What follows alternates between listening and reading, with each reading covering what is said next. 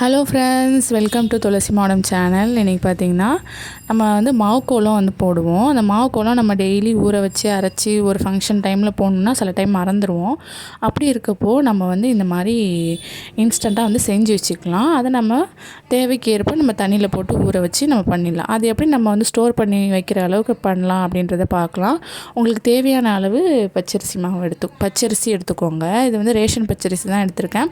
நல்லா கல்லுப்பு போட்டு ஒரு டைம் நல்லா கழுவிட்டிங்கன்னா அரிசி வந்து வெள்ளையாயிடும். அதுக்கப்புறம் ஒரு 5 மணி நேரம் ஊற வச்சு இந்த மாதிரி நல்லா நைஸாக வந்து அரைச்சி எடுத்துக்கோங்க. அரைச்சி எடுத்த பிறகு ஒரு வந்து இந்த முறம் வச்சுருப்போம் இல்லையா, அந்த மாதிரி ஏதாவது போட்டுட்டு மேலே வந்து ஒரு காட்டன் துணி போட்டுட்டு இந்த மாதிரி போட்டிங்கன்னா அதில் உள்ள எக்ஸஸான தண்ணியெல்லாம் அது வந்து உறிஞ்சி எடுத்துரும். இப்படி வந்து அழகாக ஊற்றி எடுத்திங்கன்னா அந்த ஈரத்தை இந்த மாதிரி வந்து ரவுண்டாக நம்ம உருட்டுற அளவுக்கு கன்சிஸ்டன்சியாக மாவு வந்து கிடச்சிரும். இதில் கலருக்கு வந்து நான் வந்து ஃபுட் கலர் வந்து ஆட் பண்ணியிருக்கேன். உங்களுக்கு என்னென்ன கலர்ஸ் வேணுமோ, என்ன உங்களுக்கு விருப்பமோ அந்த கலர்ஸ் வந்து நீங்கள் ஆட் பண்ணிக்கலாம். நான் வந்து இன்றைக்கி வந்து ஆரஞ்சு, எல்லோ, அப்புறம் வந்து ஒயிட் இதுதான் வந்து நான் யூஸ் பண்ணியிருக்கேன். நம்ம மாவில் வந்து என்ன கலர் சேர்க்கணுமோ அந்த கலரில் லைட்டாக வந்து ஒரு 2-3 ட்ராப் தண்ணி ஆட் பண்ணிவிட்டு இந்த மாதிரி நம்ம வந்து பிசைஞ்சு எடுத்துக்கலாம். இப்போ மாவு பார்த்திங்கன்னா உருட்டுற அளவுக்கு, அதாவது இந்த கன்சிஸ்டன்சியில் அளவுக்கு இருக்கணும். அப்போ தான் நம்ம வந்து கையில் ஒட்டாமல் உருண்டுறதுக்கு வரும். அதே போல் விரிசல் இல்லாமல் காஞ்ச பிறகு உங்களுக்கு நல்ல ஷேப்போடு அழகாக இருக்கும். இப்படியே நம்ம வந்து ஒவ்வொன்றா வந்து உருட்டி வந்து காய வச்சுக்கலாம்.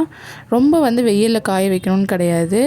இதை வந்து லைட்டான மிதமான வெயிலில் இல்லை ஃபேன் கடியில் கூட காய வைக்கலாம். ஆனால் என்னென்னா ஃபேன் கடியில் இப்போது வெயில் சீசன்னா ஓகே, மழை சீசனில் இதை பண்ணுறோம் அப்படின்னா அது ஒரு மாதிரி பூஞ்சை வந்த மாதிரி கலர் வந்து மாறிடும். அதனால் கொஞ்சம் வெயில் காலத்துலேயே நம்ம இந்த மாதிரிலாம் வந்து செஞ்சு வச்சுக்கலாம். அதாவது ரொம்ப ஈரப்பதம் இருக்கக்கூடிய இடத்துல இல்லாமல் ஒரு காற்றோட்டமான இடத்துல இந்த மாதிரி நம்ம செஞ்சு காய வச்சு எடுத்துக்கலாம். இப்போது இதை வந்து காய வைக்கிறதுக்கு ரெடி ஆகிடுச்சு.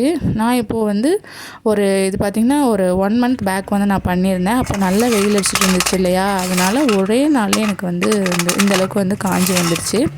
இந்த சவுண்டு கேளுங்க, அப்போவே வந்து உங்களுக்கு எந்தளவுக்கு காஞ்சிருக்குன்னு தெரியும். இப்போ வந்து நம்ம கோலம் போடுறதுக்கு ஸ்டார்ட் பண்ணலாம்.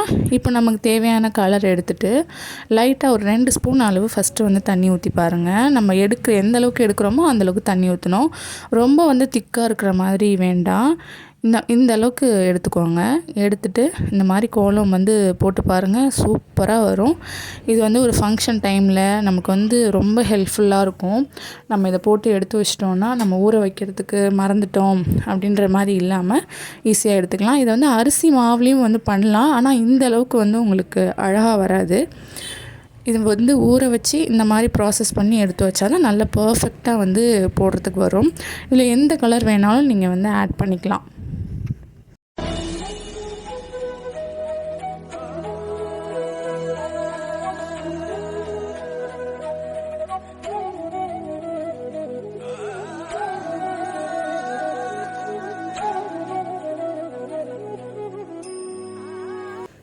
பாருங்கள் எவ்வளோ அழகாக இருக்குது பாருங்கள் பார்க்குறதுக்கு. இதில் வந்து மஞ்சள் குங்குமம் போட்டு வச்சோன்னா இன்னும் சூப்பராக இருக்குது. இந்த டிப்ஸ் உங்களுக்கு பிடிச்சிருந்தா லைக் அண்ட் ஷேர் பண்ணுங்கள், சப்ஸ்கிரைப் பண்ணுங்கள். தேங்க்ஸ் ஃபார் வாட்சிங்.